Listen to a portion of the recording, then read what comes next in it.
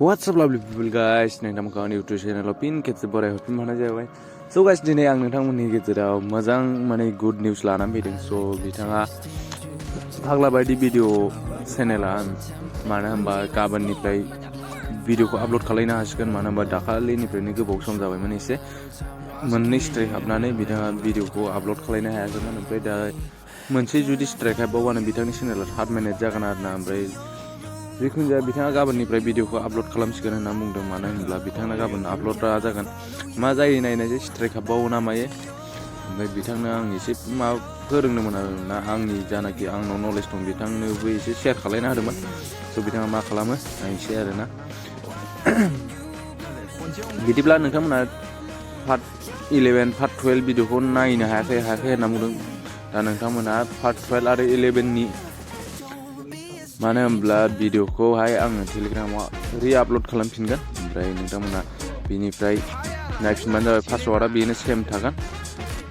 ओमफ्राय मेन खोथाया जाहैबाय गाइस, नोंथांमोना दिनैनि पासवार्डखौ मोजाङै नायब्लानो जाबाय। ओमफ्राय भिडिअखौ मोजां मोनोबा लाइक एन्ड शेयार आरो चेनेलाव गोदानब्ला चेनेलखौ साबस्क्राइब खालामनो दाबाव। स' बिदिब्ला दिनैनि भिडिअखौ स्टार्ट खालामसै।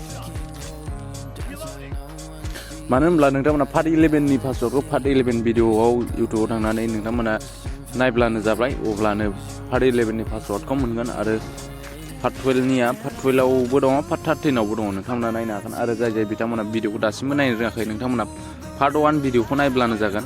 अब्लानो नोंथांमोना रोंगोन नायनो थाखाय। स' बिदिब्ला नोंथांमोना बिथाङा जुदि गाबोननिफ्राय भिडिअखौ आपल'ड होनो हायोब्ला नोंथांमोना सानफ्रोमबो भिडिअखौ मोनबाय थागोनखौ आं आसा खालामो। बेनिखायनो नोंथांमोना बिथांनि चेनेलखौ चेक आउट खालाम। मानो होनब्ला बिथाङासो भिडिअखौ होयो। ओमफ्राय टेलिग्राम चेनेलाबो बिथांनिसो, फाग्ला बायदि भिडिअ चेनेलनि नामा। नोंथांमोना चेक आउट खालामबानो जाबाय, इउटुबाव सार्च खालामबानो जाबाय फाग्ला बायदि भिडिअ। स' ओमफ्राय मेन खोथाया जाहैबाय गाइस, नोंथांमोना दासिमबो जुदि सोरबा मेम्बारशिप लानो रोङाखैब्ला साबस्क्राइब बेल आइकन खाथियाव मोनसे जয়েन लिरनाय दं। बेवहाय जয়েनाव थुब्लानो नोंथांमोननो देखायखागोन। गोबां मानि अपसन दं बेयाव। नोंथांमोना बाराखौ लाना अनलि 59 रुपिसनिखौ लाबानो जाबाय। होमब्लानो नोंथांमोना पासवार्ड गैयै भिडिअखौ मोनगोन आरोना। मानो होनब्ला बेवहाय लिंक होनाय दङ ग्रुपनि। नोंथांमोना बेयाव जয়েन जानानै ग्रुपआव जয়েन जाब्लानो जाबाय। अब्लानो मोनगोन आरोना नोंथांमोना टेलिग्राम ग्रुपनि माबाखौ। दा नोंथांमोना भिडिअ स्क्रिनाव मोजाङै नायब्लानो जाबाय पासवार्डखौ, पार्ट 14नि पासवार्डखौ। अब्लानो मोनगोन। आरो जुदि नोंथांमोना स्किप खालामोबा भिडिअनि पासवार्डआ थालांगोन। ओमफ्राय भिडिअनि पासवार्ड थालांबाथाय नोंथांमोना भिडिअखौ नायनो हानाय नङा। आरो गोबां मानसियानो बेबायदिनो आरोना। ओमफ्राय कमेन्टआव सोंहरबाय थायो पासवार्डआ जायाखै, रं मा होनो। मानो होनब्ला पासवार्डआ मोनसेबो रं गैया आरोना, मोनसेबो डिस्टार्ब गैया। नोंथांमोनासो भिडिअखौ फुरा नायजोबा स्किप बानायनायाव बबेबा थालाङो। बे समावनो नोंथांमोना स्किप खालायनानै आन्दायो आरोना।